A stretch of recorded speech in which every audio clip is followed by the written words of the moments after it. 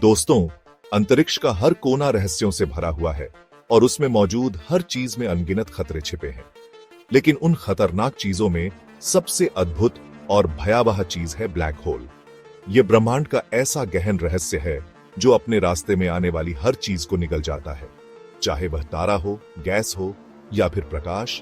Black hole के पास कुछ भी बच नहीं सकता। यहां तक कि प्रकाश की किरणें भी अगर इसके पास चली जाएं, तो वह वापस नहीं लौटती। ब्लैक होल के बारे में वैज्ञानिक कहते हैं कि यह ब्रह्मांड का ऐसा क्षेत्र है जहां न तो समय का कोई अस्तित्व होता है और न ही वहां से कोई रोशनी लौट पाती है। आइंस्टीन की थ्योरी ऑफ रिलेटिविटी, जो ब्रह्मांड के कई नियमों को समझाने में सक्षम है, ब्लैक होल के क्षेत्र में बेअसर हो जाती है। यह हमें दिखाता है कि ब्लैक होल ब्रह्मांड के हर भौतिक नियम को चुनौती देता है। लेकिन सवाल यह उठता है कि आखिर ब्लैक होल बनते कैसे हैं? क्यों ये इतने शक्तिशाली और खतरनाक होते हैं? और इनके भीतर क्या मौजूद है? कुछ समय पहले मशहूर वैज्ञानिकों ने इस पर कई शोध किए और उनके अनुसार ब्लैक होल की शुरुआत तब होती है जब कोई तारा अपने जीवन काल में सारा हाइड्रोजन ईंधन खत्म कर देता है। इसके बाद उसमें एक भयंकर विस्फोट होता है जिसे सुपरनोवा कहा जाता है। इस विस्फोट के बाद तारा अपने ही भार के कारण सिकुड़ने लगता है और अंततः इतना छोटा और सघन हो जाता है कि ब्लैक होल में बदल जाता है। आज के इस वीडियो में हम जानेंगे ब्लैक होल के निर्माण, उसकी ताकत और उसकी अनोखी दुनिया के बारे में। साथ ही यह भी समझेंगे कि क्या कभी हमारी पृथ्वी भी ब्लैक होल का शिकार हो सकती है।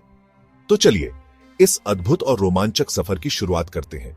ब्लैक होल ब्रह्मांड के ऐसे रहस्यमय दानव हैं जो अपनी असीमित ताकत से अपने आसपास की हर चीज को निगल जाते हैं। जब इनका जन्म होता है तो यह काफी छोटे आकार के होते हैं, लेकिन इनका द्रव्यमान सूर्य से हजारों गुना अधिक होता है, जिसके कारण इनका गुरुत्वाकर्षण इतना प्रबल होता है कि यहां तक कि प्रकाश भी इनके प्रभाव से बच नहीं पाता। यही कारण है कि ब्लैक होल समय के साथ अपने आसपास मौजूद तारों, ग्रहों और चंद्रमाओं को निगलते हुए बड़े और ताकतवर बनते जाते हैं। ब्लैक होल का आकार बढ़ने का एक और तरीका यह है कि यह अन्य छोटे बड़े ब्लैक होल्स को भी निगल लेते हैं। जितना बड़ा ब्लैक होल, उतना बड़ा ब्रह्मांड का शासक। वैज्ञानिकों के अनुसार ब्लैक होल को उनके आकार के आधार पर 4 प्रकारों में बांटा गया है: stellar black hole, intermediate black hole, supermassive black hole और मिनिएचर ब्लैक होल। इनमें से सुपरमैसिव ब्लैक होल सबसे बड़े और ताकतवर होते हैं। यह इतनी ताकत रखते हैं कि पूरी की पूरी आकाश गंगा को अपने गुरुत्वाकर्षण से बांधे रखते हैं। ब्लैक होल का सबसे पहला वैज्ञानिक उल्लेख 1915 में अल्बर्ट आइंस्टीन की थ्योरी ऑफ जनरल रिलेटिविटी में हुआ था। इस थ्योरी में आइंस्टीन ने बताया कि ब्रह्मांड में ऐसी चीजें मौजूद हो सकती हैं जिनका घनत्व अनंत हो और जहां समय और स्थान का अस्तित्व समाप्त हो जाता है। उस समय आइंस्टीन की थ्योरी को वैज्ञानिकों ने खारिज कर दिया, क्योंकि उनके लिए यह मानना मुश्किल था कि ब्रह्मांड में ऐसी ताकतवर चीजें भी हो सकती हैं जो प्रकाश तक को अपने भीतर खींच लें। ब्लैक होल पर हुई रिसर्च ने हमें इसके बारे में कई महत्वपूर्ण जानकारियां दी हैं। वैज्ञानिकों ने पाया कि किसी ब्लैक होल के आसपास के क्षेत्र को 3 मुख्य हिस्सों में बांटा जा सकता है। इनमें सबसे पहला है इवेंट होराइजन। यह ब्लैक होल की बाहरी सीमा होती है जिसे आप एक लक्ष्मण रेखा मान सकते हैं। इस सीमा को पार करने के बाद कोई भी वस्तु, चाहे वह कितना भी बड़ा या छोटा क्यों ना हो, वापस नहीं लौट सकती। दूसरा हिस्सा है फोटोन स्फीयर। यह इवेंट होराइजन के ठीक बाहर का क्षेत्र है जहां प्रकाश और अन्य वस्तुएं ब्लैक होल के गुरुत्वाकर्षण के प्रभाव से चक्कर काटती हैं। हालांकि अंततः वे भी ब्लैक होल के अंदर खींच जाती हैं। ब्लैक होल का सबसे गूढ़ और अंतिम हिस्सा है सिंगुलैरिटी, जो इसकी कोर में मौजूद होती है। यह वह स्थान है जहां समय और स्थान का कोई अस्तित्व नहीं होता। यहां फिजिक्स के किसी भी नियम का प्रभाव नहीं पड़ता और यहां तक कि आइंस्टीन की प्रसिद्ध थ्योरी ऑफ रिलेटिविटी भी यहां बेअसर हो जाती है। हालांकि ब्लैक होल को पूरी तरह समझने के लिए हमें एक ऐसी थ्योरी की जरूरत है जो ब्रह्मांड के बड़े से बड़े पिंड और छोटे से छोटे कणों यानी क्वांटम पार्टिकल्स दोनों के बारे में सटीक जानकारी दे सके। वर्तमान में आइंस्टीन की थ्योरी बड़े पिंडों के लिए उपयोगी है, जबकि छोटे कणों को समझने के लिए क्वांटम थ्योरी का सहारा लेना पड़ता है। ब्लैक होल की गुत्थी को सुलझाने के लिए वैज्ञानिक सालों से थ्योरी ऑन ऑफ एवरीथिंग पर काम कर रहे हैं। यह एक ऐसी थ्योरी होगी जो थ्योरी ऑन ऑफ रिलेटिविटी और क्वांटम थ्योरी को एकीकृत करेगी। वैज्ञानिकों का मानना है कि इस थ्योरी के जरिए हम ब्लैक होल की रहस्यमयी दुनिया और ब्रह्मांड के हर रहस्य को जान सकेंगे। थ्योरी ऑफ एवरीथिंग पर हो रहे शोध में बहुत प्रगति हुई है और यह हमारी ब्रह्मांड को समझने की यात्रा में अगला बड़ा कदम साबित हो सकता है। सुपरस्ट्रिंग थ्योरी ब्रह्मांड की संरचना को समझाने के लिए एक क्रांतिकारी दृष्टिकोण प्रस्तुत करती है। इस थ्योरी के अनुसार हमारा पूरा ब्रह्मांड असाधारण रूप से पतले और सूक्ष्म धागों, जिन्हें स्ट्रिंग्स कहा जाता है, से बना है। ये स्ट्रिंग्स इलेक्ट्रॉनों, प्रोटॉनों और न्यूट्रॉनों जैसे परमाणु कणों से भी लाखों गुना पतले होते हैं। यही स्ट्रिंग्स अपनी अलग अलग प्रकार की कंपन के जरिए ब्रह्मांड के हर कण और बड़े पिंड जैसे तारे, ग्रह और ब्लैक होल का निर्माण करते हैं। स्ट्रिंग थ्योरी वैज्ञानिकों के बीच बेहद लोकप्रिय है और कई वैज्ञानिक इसे सच मानते हैं। लेकिन इस थ्योरी की गणनाओं के अनुसार स्ट्रिंग्स तभी प्रभावी हो सकते हैं जब हमारा ब्रह्मांड 10 आयामों में फैला हो। यह चुनौतीपूर्ण है क्योंकि हमारी वर्तमान समझ और वैज्ञानिक ज्ञान के अनुसार ब्रह्मांड केवल 3 आयामों, लंबाई, चौड़ाई और ऊंचाई में है। आइंस्टीन की थ्योरी ऑन ऑफ रिलेटिविटी में समय को चौथे आयाम के रूप में जोड़ा गया है, जिससे कुल 4 आयाम माने जाते हैं। लेकिन बची हुई 6 आयामों का कोई ठोस प्रमाण हमारे पास नहीं है, न ही ये आयाम हमें दिखाई देते हैं। यहाँ पर सवाल उठता है, ये अतिरिक्त आयाम कहाँ हैं और इनका अस्तित्व कैसे सिद्ध किया जाए? यही असमंजस सुपरस्ट्रिंग थ्योरी के सामने एक बड़ी चुनौती खड़ी करता है।